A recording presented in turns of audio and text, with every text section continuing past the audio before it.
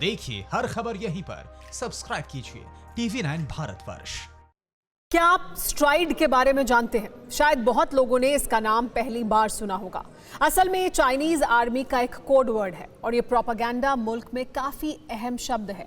इसका इस्तेमाल चीन अपने दुश्मन देशों के खिलाफ रणनीति बनाने में करता है।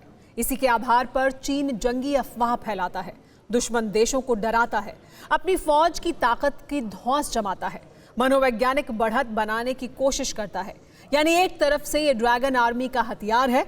हम आपको स्ट्राइड के बारे में विस्तार से बताते हैं। इसके लिए आपको ले चलेंगे जिनपिंग के जहरीले जनरल के उस अड्डे पर जहां चाइनीज आर्मी इसका इस्तेमाल करती है। दौड़ते टैंक, गरजती तोपें और भागती रेंगती बंदूकधारी फौज, वर्दीधारी फौजियों के बीच बारूदी धुआं चारों तरफ बिखरे हुए है।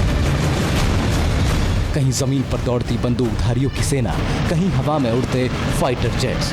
विध्वंसक युद्ध के माने थल से नभ तक बेहद आक्रामक दिखने की कोशिश की जा रही है। दोनों तरफ बंदूकधारी फौजी आक्रामक अवतार में दिख रहे हैं। ताबड़तोड़ गोलियां चल रही हैं, लेकिन ये सब कुछ नकली है।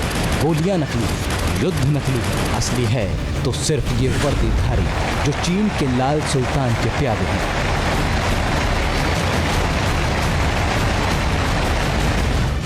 असल में ये जिनपिंग के जहरीले जनरल के सीक्रेट ट्रेनिंग सेंटर का दृश्य है। चाइनीज आर्मी की वो गुप्त फैक्ट्री जहां डरपोक ड्रैगनों को दगाबाज बनाया जाता है। इसी फर्जी जंग का वीडियो बनाकर चीन के राष्ट्रीय प्रोपेगेंडा सेंटर से प्रसारित किया जाता है अपनी ताकत दिखाने के लिए। चीन की चीटी सेना का वो गुप्त ठिकाना अब रडार पर आ चुका है, जहां जिनपिंग के आदेश पर ठिकने फौजियों को प्रशिक्षित किया जाता है। देख लीजिए इसे। यही है चाइनीज आर्मी का वो सेंटर जहां पर जमीन पर बारूदी गोलियां दागकर वीरता का प्रदर्शन करते हैं चीन के चमगादड़ खोर फौजी।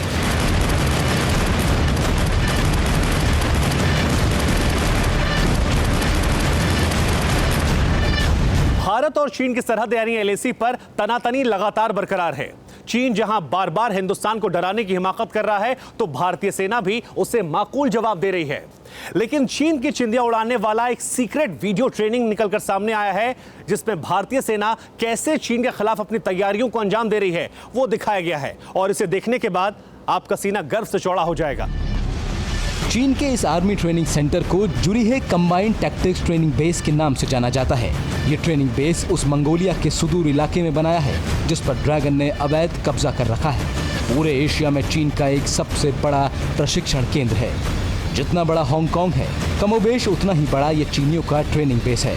यानी ये 1006 वर्ग किलोमीटर में पसरा हुआ है।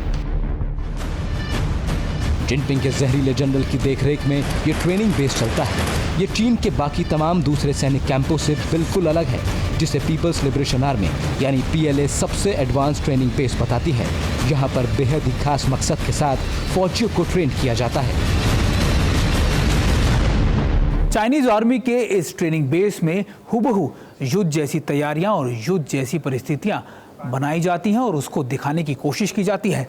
सेना को 2 गुटों में बांट दिया जाता है। गोलियां चलती हैं, टैंक, तोप और बंदूकें गरजती हैं। कुछ ऐसी कोशिश की जाती है ऐसा लगे कि ये कुरुक्षेत्र है।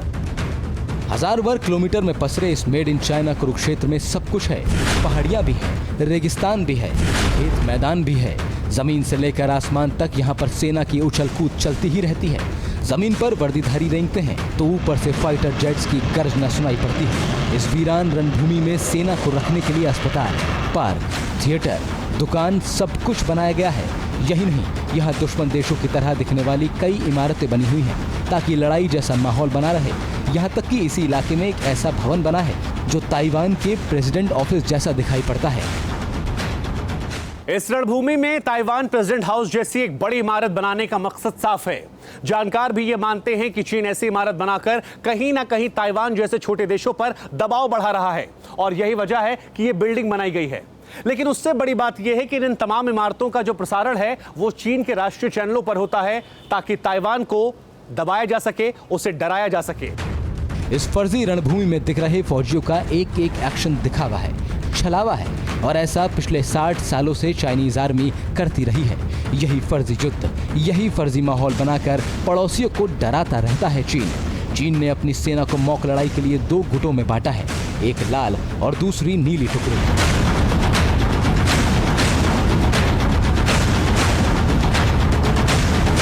पश्चिमी देशों में मॉक ट्रेनिंग के दौरान अक्सर दुश्मन देश को लाल रंग दिया जाता है, लेकिन क्योंकि चीन कम्युनिस्ट देश है तो उसने अपने लिए लाल रंग खुद के लिए चुना और दुश्मन के लिए नीला रंग चुन रखा है। खासतौर पर ऐसी ट्रेनिंग के दौरान नीले रंग के पट्टाधारियों पर लाल रंग के पट्टाधारी टूट पड़ते हैं और फिर इसी के साथ चीनी सेना उस पर अपनी विजय घोषित करती है। चीन इसी नकली लड़ाई को स्ट्राइड कहता है।